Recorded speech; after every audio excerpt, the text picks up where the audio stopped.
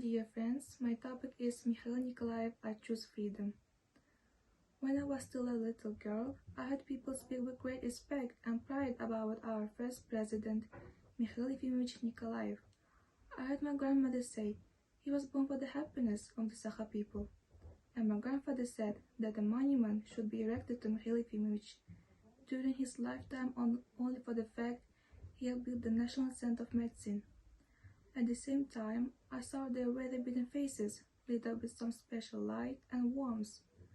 After reading the book I Choose Freedom and the Rights of Man, I will point out the following keywords: national revival, legal and socio-economic protection, spiritual development, decent life, satisfaction with the results of the work, disclosure of talents and abilities, confidence in the future.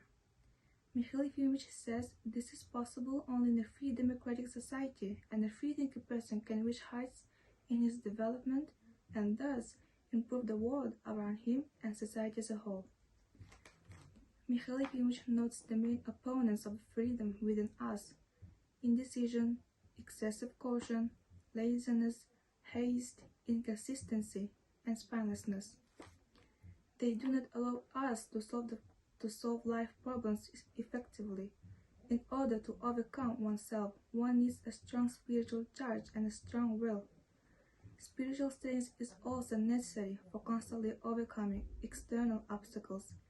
He has such qualities himself, our first president.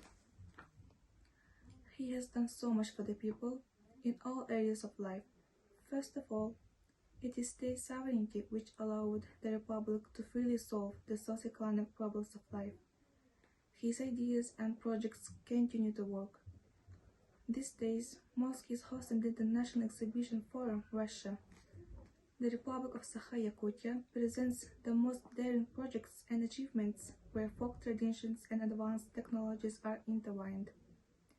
Yakutia was recognized as the best creative region of Russia according to the Russian Creative Awards.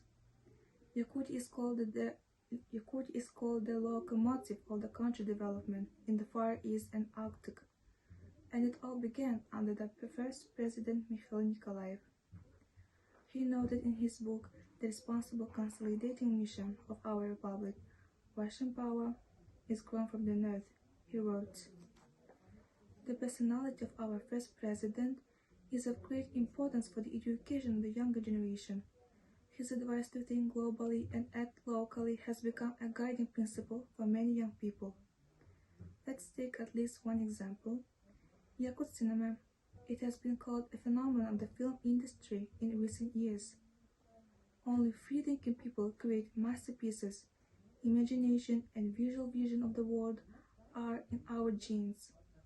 Today's people are free in their thoughts and deeds, and this is not arbitrary. It is within the framework of universal values.